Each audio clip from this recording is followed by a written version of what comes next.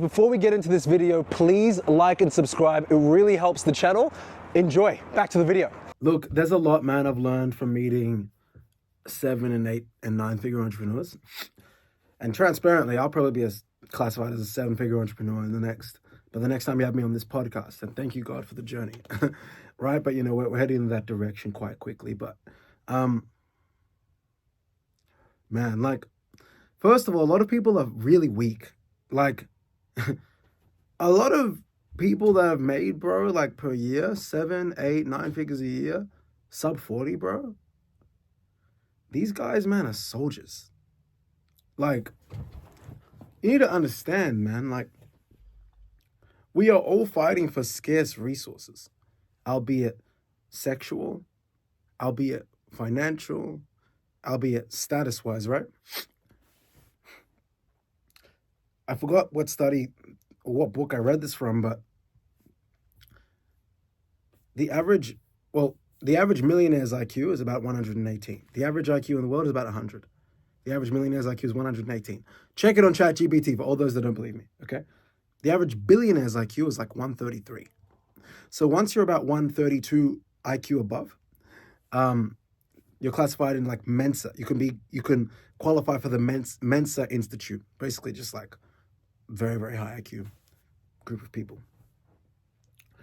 Now, the average IQ in the world is 100. So for you to make $1 million in and of itself doesn't require that much intelligence.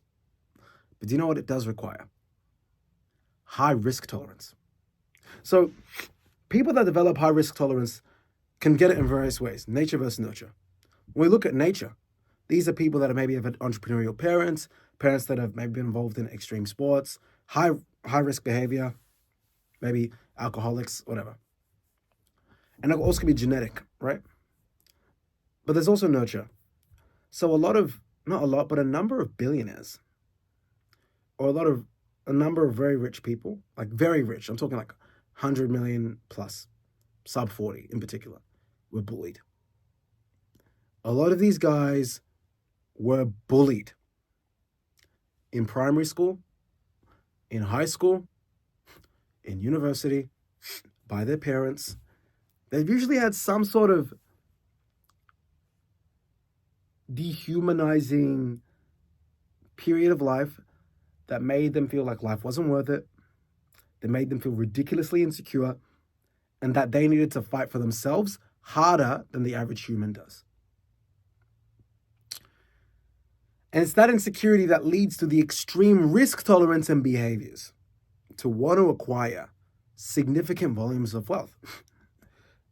Because it's not really natural for humans to want to endure that much psychological pain in a world with electricity, with this camera equipment and gear, right? With all the abundance of food, the excess of resources. Why do you want so many? Why do you want so much resources? So, one thing I've learned with these guys is these guys are soldiers, especially the young ones, and I like it, but they're not for everyone. A lot of these guys, very strong-willed.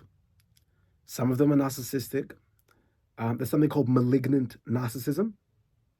20% of CEOs, age agnostic, so across all ages, 20% of CEOs have malignant narcissism. You can look this up, okay? There's research on this. Before I started even really making money, I wouldn't say I'm making money like that, but I've got 25 plus stuff. Let's just say before I had 5 stuff.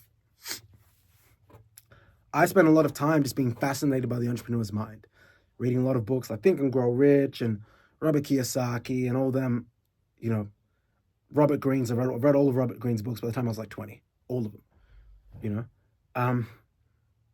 and it's so funny. A lot of people don't understand how psychologically different entrepreneurs in general, not even successful entrepreneurs, but how different psychologically entrepreneurs really are. They are differently wired people for either the nature versus nurture reason. Oftentimes it's a mix of both. And it's for that reason to why many of them feel very lonely. Many entrepreneurs don't feel like they belong. Many of them don't feel like people understand them. But they're also the ones that provide jobs to the society. They're the ones that create opportunities for people, you know? So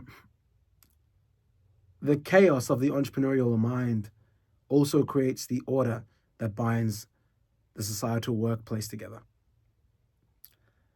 So shout out to all my young, and in general, shout out to all my entrepreneurs of all ages. You guys are incredible, man. Guys, I hope you've enjoyed that video. If you liked it and you got something from it, or even if you didn't, please like, share, subscribe, and drop a comment. It really helps the algorithm favor this channel. And the more you support us, the more we can give you guys more extreme levels of value throughout 2025 and beyond. Looking forward to the next episode and being able to serve you guys. And as always, think mega. Take care.